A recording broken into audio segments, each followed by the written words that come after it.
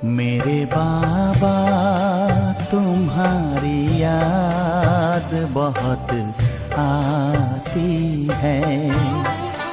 मेरे बाबा तुम्हारी याद बहुत आती है।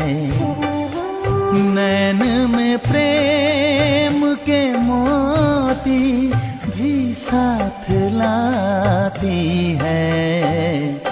मेरे बाबा तुम्हारी याद बहुत आती है।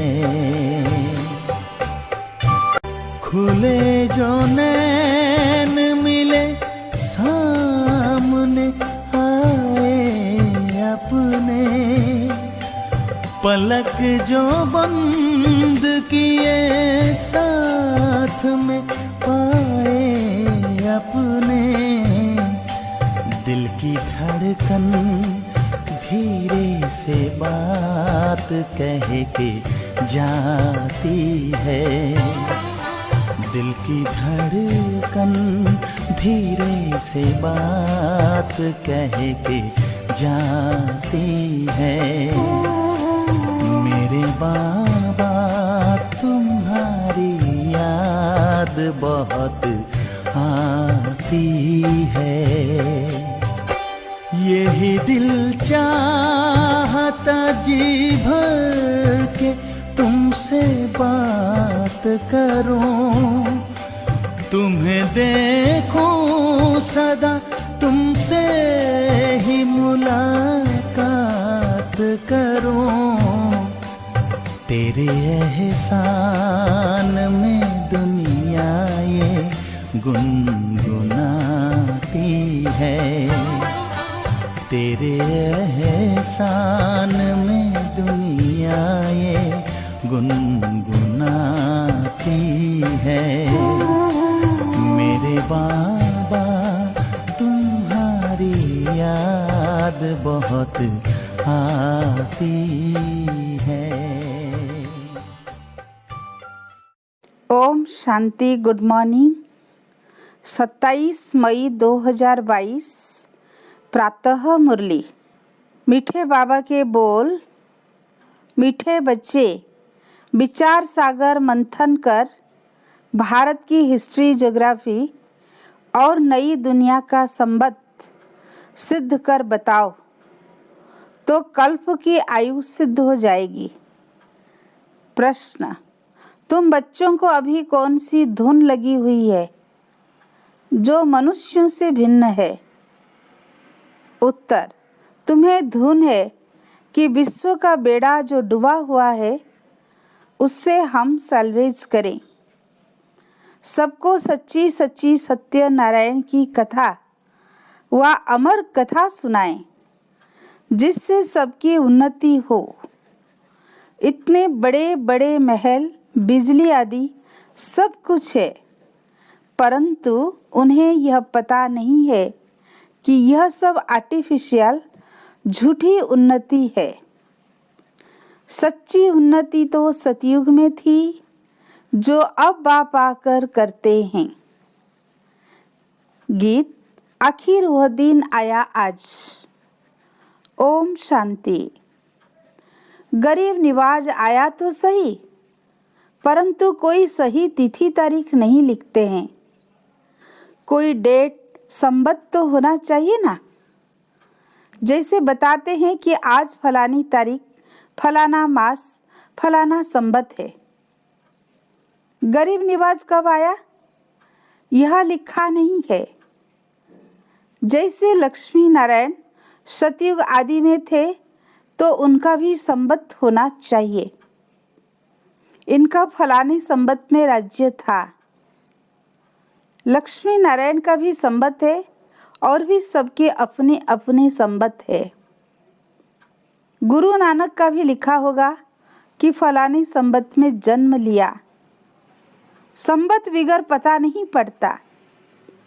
यह लक्ष्मी नारायण भारत में राज्य करते थे तो जरूर संबत होना चाहिए। इनका संबत माना स्वर्ग का संबत। लक्ष्मी नारायण ने सतयुग में राज्य किया किस संबत से किस संबत तक कहे तो भी 5000 वर्ष ही कहेंगे। गीता जयंती का थोड़ा फर्क करना पड़ता है। शिव जयंती और गीता जयंती में फर्क नहीं है। कृष्ण जयंती का फर्क पड़ेगा। लक्ष्मी नारायण का वही संबत लिखना होगा। यह भी विचार सागर मंथन करना होता है। पब्लिक को यह कैसे बताएं? लक्ष्मी नारायण का क्यों नहीं संबत दिखाते हैं? विक्रम संबत दिखाते हैं। बाकी विक्रमा जीत संबत कहाँ? अभी तुम बच्चों को अच्छी तरह मालूम है। भारत की हिस्ट्री ज्योग्राफी नई दुनिया का संबत भी दिखाना चाहिए। नई दुनिया में राज्य था आदि सनातन देवी देवताओं का, तो उनका संबत भी कहेंगे। हिसाब करेंगे तो उनको 5000 वर्ष हुआ। यह सिद्ध कर बताने से कल्प की आयु सिद्ध हो जाएगी और लाखों बरस जो लिखा है वह झूठा हो जाएगा। यह बातें बाप आकर समझाते हैं, जो मनुष्य सृष्टि का बीज रूप है, सृष्टि के आदि मध्य अंत को जानने वाला है। लक्ष्मी नारायण की डिनास्टी को 5000 वर्ष हुआ और 3750 वर्ष हुए राम सीता को। फिर आगे उनकी डिनास्टी चली। फिर विक्रम संबत शुरू होता है। विक्रम राजा का जो संबत है वो भी राइट नहीं है। बीच में कुछ वर्ष गुम है। होना चाहिए 2500 वर्ष। इस्लामी बौद्धि का भी थोड़ा समय पीछे शुरू होता है। इन्होंने 2000 वर्ष से अपना संबत दिया है। तुम जानते हो हम सभी देवी देवता थे जो चक्र लगाकर अब ब्राह्मण बने हैं। यह हिस्ट्री ज्योग्राफी अच्छी तरह समझानी है। ब्राह्मण से फिर देवता बनते हैं। हिस्ट्री ज्योग्राफी समझते हो तो संबत भी समझना पड़े। सीढ़ी के चित्र में संबत लिखा हुआ है। भारत का संबत ही गुम हो गया है। जो पूज्य थे उनका संबत ही गुम कर दिया है। पुजारियों का संबंध शुरू हो गया है। देखो अशोक पिल्लर कहते हैं। द्वापर में अशोक शोक रहित तो कोई है नहीं। अशोक पिल्लर तो आधा कल्प सतयुग त्रेता तक चलता है। उनकी यह महिमा है। शोक पिल्लर की महिमा नहीं है। यहाँ तो दुख ही दुख है। अशोका होटल नाम रखा है परंतु है नहीं। आधा कल्प क्षण भंगुर सुख को अशोक कह देते हैं। यहाँ अशोक कुछ है नहीं। मांस मदिरा गंध खाते रहते हैं। कुछ भी समझते नहीं कि हम दुखी कैसे हुए, कारण क्या है। अभी तुम समझते हो। यह बातें सुनेंगे वही जो कल्प पहले स्वर्ग में सुखी थे। जो वहाँ थे नहीं वह सुनेंगे भी नहीं। जिन्होंने भक्ति पूरी की होगी वह कुछ ना कुछ आकर शिक्षा लेंगे। नॉलेज को सुनकर लोग खुश होंगे। चित्र भी क्लियर है। संबत भी लिखा हुआ है। ब्रह्मा विष्णु का जन्म भी तो यहाँ होना चाहिए। बाकी शंकर तो सूक्ष्म वतन का है और शिव है मूल वतन में। सूक्ष्म मूल को भी जानते नहीं, इसीलिए शिव शंकर को मिला दिया है। शिव है परमपिता परमात्मा, शंकर है देवता। दोनों को मिला न सके। अभी तुम बच्चों को कितनी समझ मिली है, कितना नशा चढ़ता है। रात दिन यही तात लगी रहे कि लोगों को कैसे समझाएं। बेसमझ को ही समझाया जाता है। तुम समझते हो कि भारत पहले क्या था, फिर डाउनफॉल कैसे हुआ है। दुनिया तो समझती है हमने बहुत उन्नति की है। आगे तो इतने बड़े महल, बिजली आदि कुछ नहीं था। अभी तो बहुत उन्नति में जा रहा है, क्योंकि उन्हों को तो यह पता ही नहीं है कि यह आर्टिफिशियल झूठी है। सच्ची उन्नति तो सतयुग में थी। यह समझाना है वे अपनी धुन में हैं, तुम्हारी धुन अपनी है। तुमको खुशी है तो विश्व का बेड़ा जो डूबा हुआ था उनको हम बाबा की नॉलेज द्वारा साल्वेज कर रहे हैं। बाबा हमें सत्यनारायण की कथा व अमर कथा फिर से सुनाते हैं। भक्ति मार्ग में तो अनेक कथाएं सुनाते हैं। तुम समझते हो कि वे सब झूठी कथाएं हैं जिससे कोई फायदा नहीं। यह शास्त्र आदि पढ़ते आए हैं, फिर भी सृष्टि तो तमो प्रधान होती ही जाती है। सीढ़ी उतरते आए, फायदा क्या हुआ?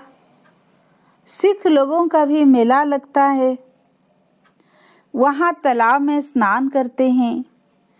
वह गंगा जमुना आदि को नहीं मानते हैं।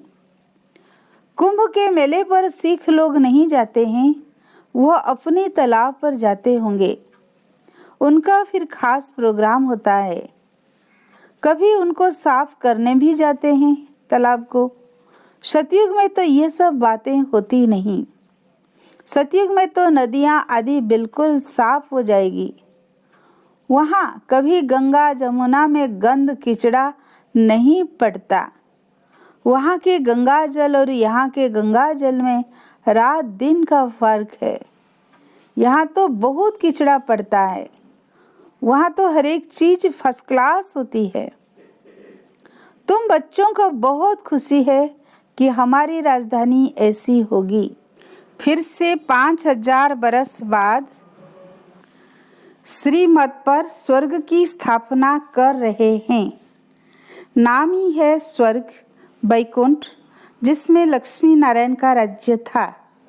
शांति धाम अथवा निर्वाण धाम एक ही है। तुम जानते हो कि हम शांति धाम में कैसे रहते हैं। ऊपर में है शिव बाबा, फिर ब्रह्मा विष्णु शंकर, फिर देवताओं की माला, फिर क्षत्रिय वैश्य शूद्र। निराकारी झाड़ से आत्माएं नंबरवार आती रहती है।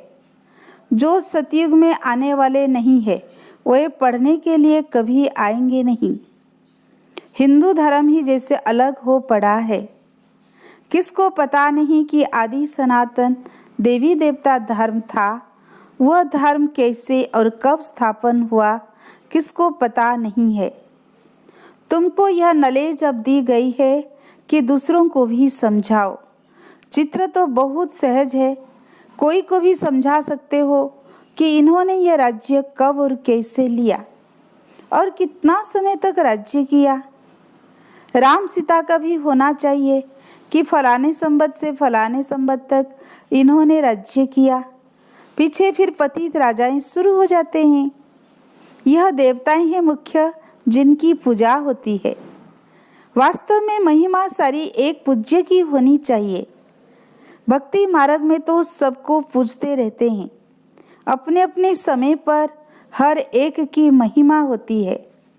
मंदिरों में जाकर पूजा आदि करते हैं, परंतु उनको जानते बिल्कुल ही नहीं। अभी तुम समझाते हो तो सुनकर खुश होते हैं, तब तो सेंटर्स खोलते हैं। समझते हैं कि इस नॉलेज से हम सो देवता बनेंगे। बाप ने गरीबों को आकर साहूकार बनाया है।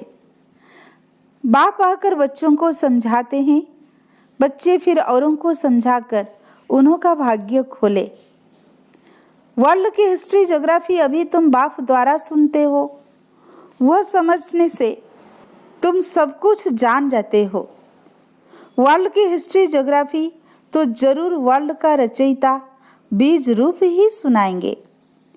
वही नॉलेजफुल है, वह है निराकार शिव। देहधारी को भगवान रचयिता कह नहीं सकते। निराकार ही सभी आत्माओं का पिता है। वह बैठ आत्माओं को समझाते हैं, मैं परम धाम में रहने वाला हूँ। अभी मैं इस शरीर में आया हूँ, मैं भी आत्मा हूँ, मैं बीज रूप नलेज फूल होने कारण तुम बच्चों को समझाता हूँ। इसमें आशीर्वाद कृपा आदि की कोई बात नहीं है, न अल्पकाल सुख की बात है। अल्पकाल का सुख तो लोग देते हैं, एक को कुछ फायदा हुआ तो बस नाम चढ़ जाता है। तुम्हारी प्राप्ति तो 21 जन्मों के लिए है, सो तो सिवाय बाप के ऐसी प्राप्ति कोई करा न सके। 21 जन्मों के लिए निरोगी काया कोई बना न सके। भक्ति मार्ग में मनुष्यों को थोड़ा भी सुख मिलता है तो खुश हो जाते हैं। यहाँ तो 21 जन्म के लिए प्रारब्ध पाते हैं, तो भी बहुत है जो पुरुषार्थ नहीं करते, उन्हों की तकदीर में नहीं है। तदबीर तो सभी को एक समान ही कराते हैं। उस पढ़ाई में तो कभी अलग टीचर भी मिल जाते हैं, यह तो एक ही टीचर है। भल तुम खास बैठ समझाते होंगे, लेकिन नॉलेज तो एक है, सिर्फ हर एक के उठाने पर मदार है। यह भी एक कहानी है जिसमें सारा राज आ जाता है। बाबा सत्यनारायण की कथा सुनाते हैं, तुम अंगे अखरे तिथि तारीख सब सुना सकते हो। कोई कोई सत्यनारायण की कथा सुनाने वाले नामी ग्रामी होंगे, उनको सारी कथा कंठ हो जाती है। तुम फिर यह सच्ची सत्यनारायण की कथा कंठ कर लो, बहुत सहज है। बाप पहले तो कहते हैं मनमना भव, फिर बैठ हिस्ट्री समझाओ। इन लक्ष्मी नारायण का तो संबत बता सकते हो ना? आओ तो हम आपको समझाएं कि बाप कैसे संगम युग पर आता है। ब्रह्मा तन में आकर सुनाते हैं, किसको? ब्रह्मा मुख वंशावली को, जो फिर देवता बनते हैं। 84 जन्मों की कहानी है, ब्राह्मण सो देवता बनते हैं। पूरी नॉलेज है, यह सुनकर फिर बैठकर रिपीट करो तो बुद्धि में सब आ जाएगा कि हम देवता थे, फिर ऐसे चक्र लगाया। यह है सत्यनारायण की कथा, कितनी सहज है। कैसे राज्य लिया, फिर कैसे गंवाया, कितना समय राज्य किया। लक्ष्मी नारायण और उनका कुल घराना था ना, सूर्यवंशी घराना, फिर चंद्रवंशी घराना, फिर संगम पर बाप आकर शूद्रवंशियों को ब्राह्मण वंशी बनाते हैं। यह सच्ची सच्ची कथा तुम सुन रहे हो। सतयुग में लक्ष्मी नारायण के हीरे जवाहरों के महल थे, अभी तो क्या है। बाप ने यह तो कथा सुनाई है ना। अब बाबा कहते हैं कि मुझे याद करो तो तुम्हारी खाद निकल जाएगी। जितना खाद निकलेगी उतना ऊंच पद पाएंगे। नंबर वार समझते हैं। बाबा जानते हैं कि कौन कौन अच्छी रीति बुद्धि में धारण कर सकते हैं। समझाने में कोई तकलीफ नहीं है, बिल्कुल सहज है। मनुष्य से देवता बनना तो मशहूर है। घड़ी घड़ी यही सत्यनारायण की कथा सुनाते रहो, वह है झूठी, यह है सच्ची। सेंटर पर भी सत्यनारायण की कथा सुनाते रहो, वह मुरली सुनाते रहो तो बहुत सहज है। कोई भी सेंटर चला सकते हैं, परंतु फिर लक्षण भी अच्छे चाहिए। एक दो में लून पानी नहीं होना चाहिए। आपस में मीठे होकर नहीं चलते हैं तो आबरू इज्जत गंवाते हैं। बाबा कहते हैं कि मेरी निंदा कराएंगे तो तुम ऊंच पद नहीं पा सकेंगे। उन गुरुओं ने फिर अपने लिए कह दिया है। अब तो वो कोई ठोर बताते नहीं, ठोर बताने वाला तो एक ही है। उसकी निंदा कराएंगे तो नुकसान के भागी बन जाएंगे, फिर पद भी भ्रष्ट हो पड़ता है। काला मुंह करते हैं तो अपनी सत्यानाश करते हैं। ऐसे भी हैं जो हार खा लेते हैं। फिर कोई तो सच्चाई से लिखते हैं, कोई झूठ भी बोलते हैं। अगर सच्ची कथा सुनाते रहे तो बुद्धि से झूठ निकल जाए। ऐसी चलन नहीं चलनी चाहिए जिससे बाप की निंदा हो। जिनकी ऐसी अवस्था है वो जहाँ भी जाते हैं तो ऐसी ही चलन चलते हैं। खुद भी समझते हैं कि हम सुधर नहीं सकेंगे, तो फिर राय दी जाती है घर गृहस्थ में रहो, जब धारणा हो जाए तब फिर सर्विस करना। घर में रहेंगे तो तुम्हारे ऊपर इतना पाप नहीं चढ़ेगा। यहाँ फिर ऐसी कमन चलन चलते हैं तो निंदा करा देते हैं। इससे तो गृहस्थ व्यवहार में कमल फूल समान रहना अच्छा है। अच्छा, मीठे मीठे सिक्की लदे बच्चों प्रति माता पिता बाप दादा का याद प्यार और गुड मॉर्निंग। रूहानी बाप की रूहानी बच्चों को नमस्ते। हम रूहानी बच्चों की रूहानी बाप दादा को याद प्यार गुड मॉर्निंग, नमस्ते नमस्ते। प्यारे बाप दादा को शुक्रिया शुक्रिया शुक्रिया। धारणा के लिए मुख्य सार, पहला पॉइंट, अंदर से झूठ निकल जाए उसके लिए सदा सत्यनारायण की कथा सुननी और सुनानी है। कभी ऐसी चलन नहीं चलनी है जो बाप की निंदा हो। सेकेंड पॉइंट, आपस में बहुत मीठा होकर रहना है, कभी लून पानी नहीं होना है। अच्छे लक्षण धारण कर फिर सेवा करनी है। आज का वरदान, ब्राह्मण जीवन में बधाइयों की पालना द्वारा सदा वृद्धि को प्राप्त करने वाले पदमा पदम भाग्यवान भव। संगम एक पर विशेष खुशियों भरी बधाइयों से ही सर्व ब्राह्मण वृद्धि को प्राप्त कर रहे हैं। ब्राह्मण जीवन की पालना का आधार बधाइयाँ है। बाप के स्वरूप में हर समय बधाइयाँ है। शिक्षक के स्वरूप में हर समय शाबाश शाबाश का बोल पास हुई अनर बना रहा है।